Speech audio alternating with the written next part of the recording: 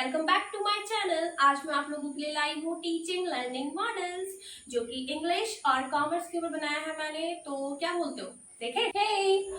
ये मेरा मॉडल है इंग्लिश एंड कॉमर्स। तो मैंने इसमें इंग्लिश में लैंग्वेज जो है हमारी, तो मैंने इसमें बिन जो एक पोम है क्लास 9th की, उसमें वर्क किया है। उसकी पोएटिक डिवाइसेस को मैंने यहाँ पे शो किया है। तो जैसे हम जानते हैं कि लैंग्वेज में थोड़ी सी प्रॉब्लम होती है हमें अगर मॉडल TLM डिसाइड करना है, बट जैसे साइंस होता है तो साइंस में तो हम इजीली वर्किंग मॉडल्स हम लोग डिसाइड कर सकते हैं ना।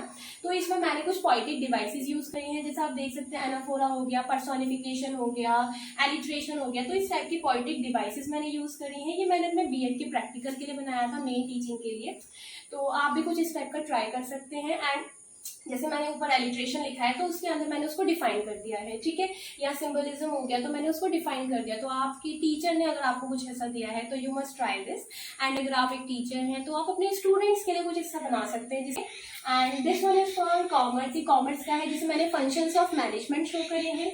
और इसमें मैंने कुछ इस टाइप से बनाया है कि ये जो हमारा ऊपर वाला जो फोल्डेड पोर्शन है, आप पेपर को फोल्ड करके इसको बना सकते हो, पूरा कट ना करें ऊपर से। तो ये कुछ इस टाइप से आ सकता है। मैंने नीचे वाले पोर्शन को पेस्ट कर दिया है और उस पर लिख दिया है कि मैं किस चीज़ के बारे में बताना चाह रही हूँ। जैसे फंक्शंस ऑफ मैनेजमेंट, 5 फंक्शंस होते हैं मैनेजमेंट के, तो मैंने इस टाइप से कुछ अम्ब्रेला टाइप से इनको शो कर दिया है ऐसे करके।